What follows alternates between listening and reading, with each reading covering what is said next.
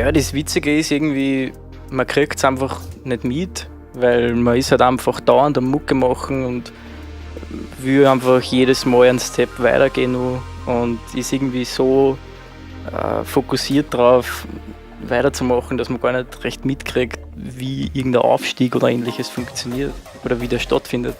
Ich meine, natürlich, man hat natürlich dann so Meilensteine, wie wenn man plötzlich auf Snowforms bucht wird und man sich denkt, okay, nice, haut das Hypen so in die Richtung. Oder eben, wenn man auf einmal auf Viper released. Aber das passiert halt einfach so dahin. Und ich kann mich halt erinnern, wie ich 16 war oder so und mir ausgemalt habe, wie arg das sein muss, wenn man 2, 3 Label-Bosses kennt und mit denen per Du ist sozusagen. Und jetzt stehen wir tatsächlich da und das ist eigentlich unser Everyday Life, dass wir mit Label-Bosses reden und einer Sachen schicken. Aber es ist schon irgendwie surreal zeitweise. Ja, voll. Und ich denke, es ist eben auch wichtig, dass man sich nicht selber denkt, so, ja, fuck, jetzt habe ich es geschafft und jetzt bin ich dort, wo ich hin wollte, sondern du musst einfach immer eben einen Schritt weiter denken, weil wenn du dort angelangt bist, wo du glaubst, da ist es aus, dann ist es ja wirklich aus. Gar nicht im Prinzip und ich glaube, das ist ja das Wichtigste daran, weil wenn du immer einen gewissen Teil hättest, den du machen musst, also wenn wir zum Beispiel sagen würden, ich mache immer das Intro, dann bist du einfach nicht so kreativ, wie wenn du dir einfach in den Tune reinhaust, jeder macht seinen Teil und man tauscht einfach Projekte aus. Wir machen beide alles. Wir switchen einfach nur Projekte hier und da und arbeiten dann da weiter, wo der andere aufgehört hat sozusagen. Das heißt, wir haben alle Finger überall drin, beide.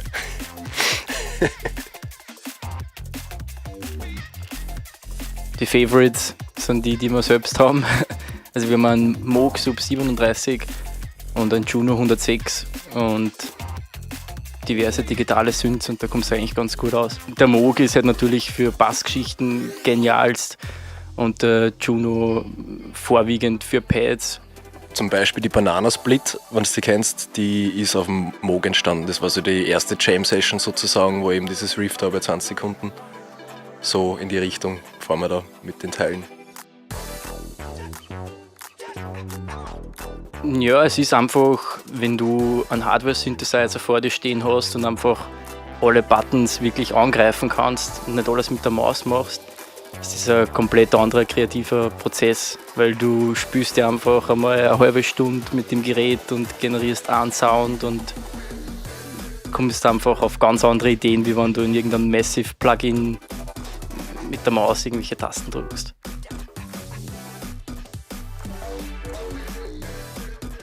Too many to mention, aber ich fange mal an mit Earth, Wind and Fire. Herzeloid zum Beispiel, Mr. Carmack, so die ganze Future-Bass-Partie, das finde ich sehr imposant. Natürlich, wie gesagt, die ganzen Funky-Partie, Motown sowieso, James Brown.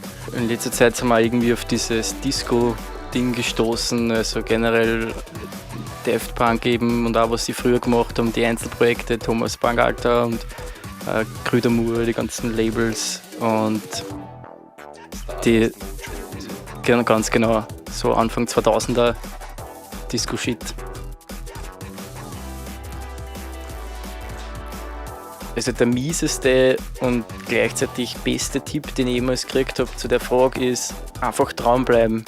Weil das ist im Endeffekt das Einzige, was du tun kannst. Du kannst besser werden und wenn die Tunes fett sind und du einfach täglich produzierst und dran bleibst, dann wird der Rest schon von selbst passieren.